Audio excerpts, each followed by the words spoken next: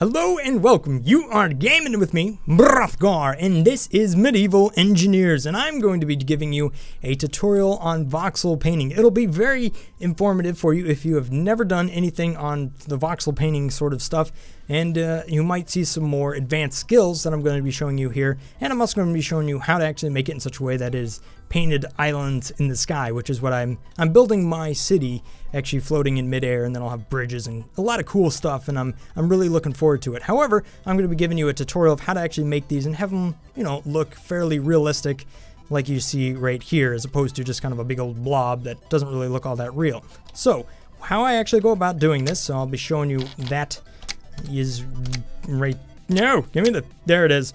Alright. You gotta get a grip on your controls. That is step number one. Obviously you're gonna need you might need the box. Mostly I end up using the capsule right there and the sphere. Those are the two objects I tend to use the most.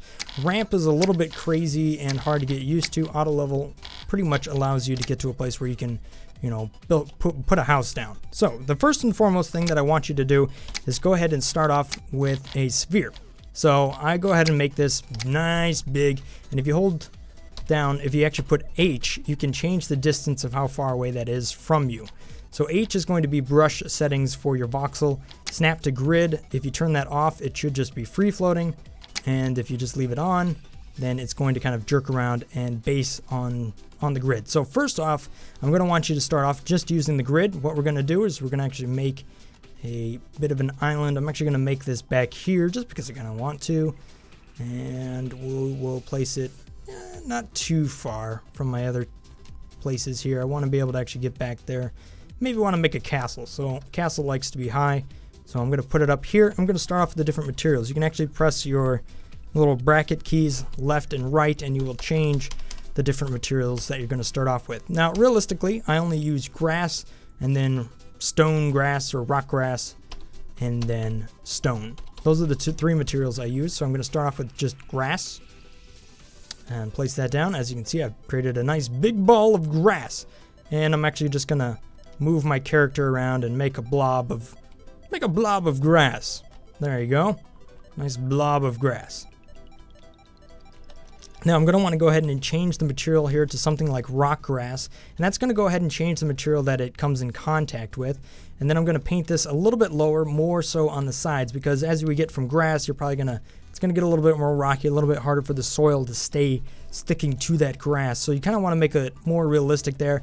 We don't need to worry about how, you know, precise everything is at this point. But what you're going to do is you're going to come in here and you're going to make a secondary sort of layer. Now, why am I saying keep this on the actual grid itself? Well, it kind of helps it from just getting a little bit too crazy. Sometimes you'll get into places where the ground will actually start to bug out on you. So I say keep it to the grid to start off with, and kind of go ahead and pre-layer your materials. And I'll show you how to paint them later, and that'll work out. As you saw right there, it just had a little bit of issue figuring out where that sphere was starting and ending.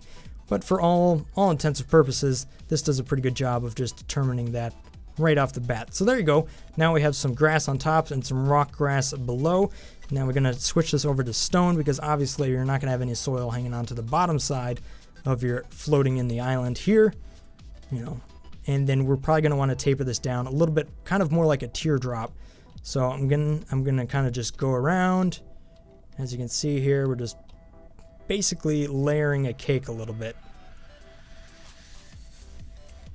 Just painting this down, and it does kind of look big and blobby, and you know, it doesn't look very real just yet. Doesn't look quite real, but that's all right. We're gonna take and move out all this stuff and actually make it a lot more interesting once we get near the end there. Alright, so there we go. We've kind of created some material. Now if you were to right click on this, you can actually start removing material, and that's how we're going to kind of use the backside of the sphere and the backside of your, whatever this other one was. What is it called? Your capsule. You're going to use the backside of your capsule as well. I like to use it on 10 for this rock stuff. Nice big, kind of creates things that are not terribly too sharp.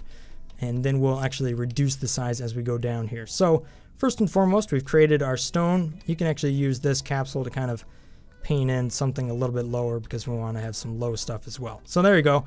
Boom, just like that, we kind of got an odd, ugly shape right now. So I'm going to use the backside of this capsule, And what I'm going to do is I'm basically just going to go ahead and move around the outside.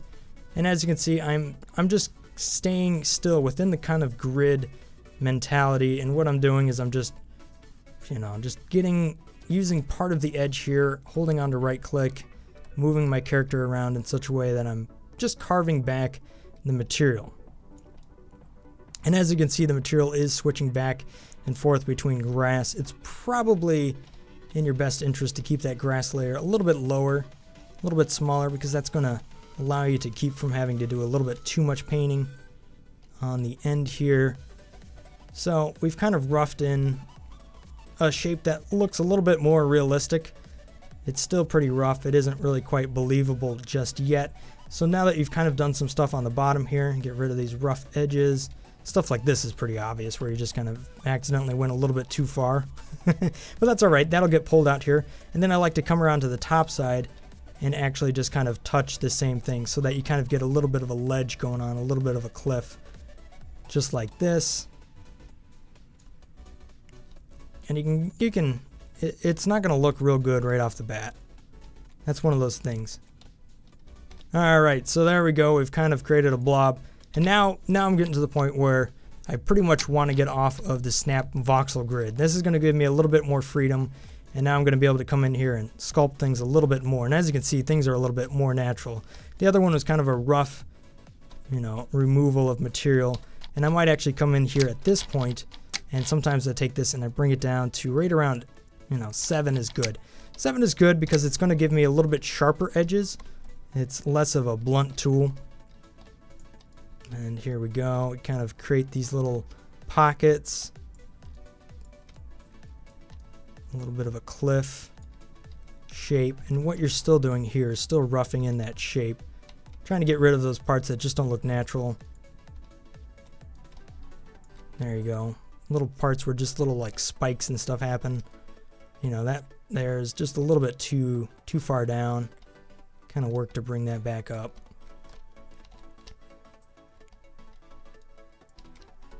So it may be in your best interest to kind of look at some sort of rock structures, but then again, this is so like crazy fantasy stuff to the point where you can really just make it look however you want. But once you kind of get out of that grid mode where you're actually snapping around, and you kind of get to this point where you can make things a lot more delicate, you should say, a little bit more believable. This here is still a little bit too unbelievable there. Sometimes you can actually come in here and say, I do want to add some more material to this. I'm going to use rock grass here, and I'm going to say I want to just pull it out.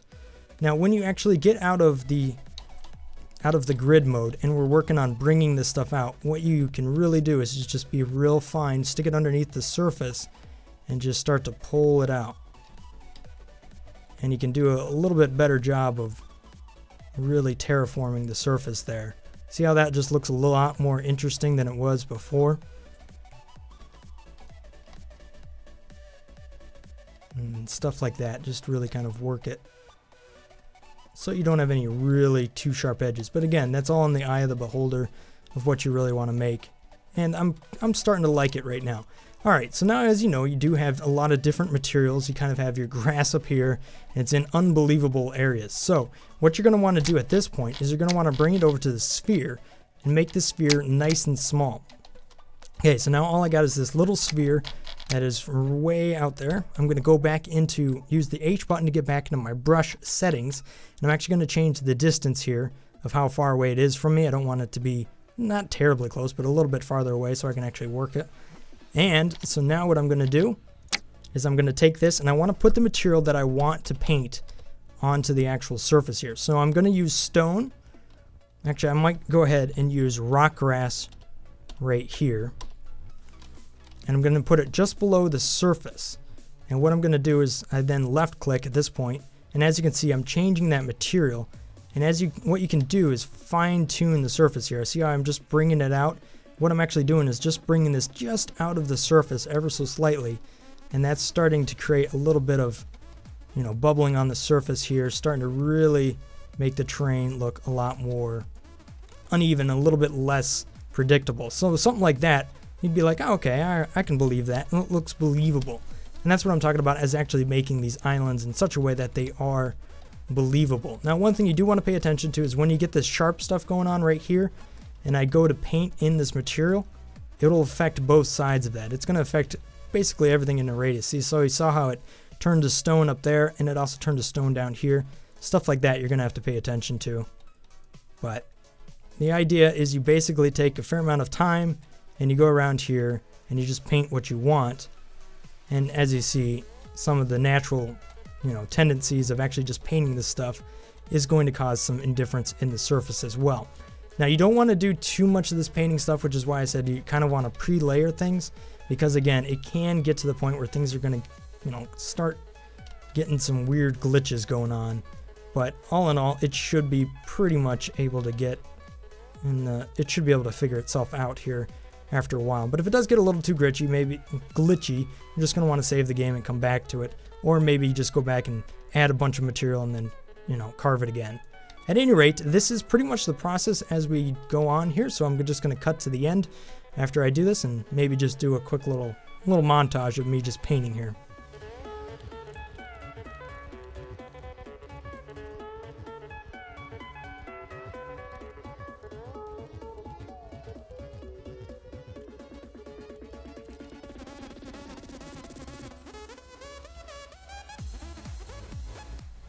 Alright, now this is kind of what I'm talking about when it comes to actually glitching the game a little bit. You notice how the grass seems to be over here, but at the same time the texture is just kind of not there right now. It's just one of those parts of the game where it's just freaking out at this point. So I kind of just need to overcome it with painting right now and just move past it. I think it should end up working out regardless, as long as I kind of know where the thing is.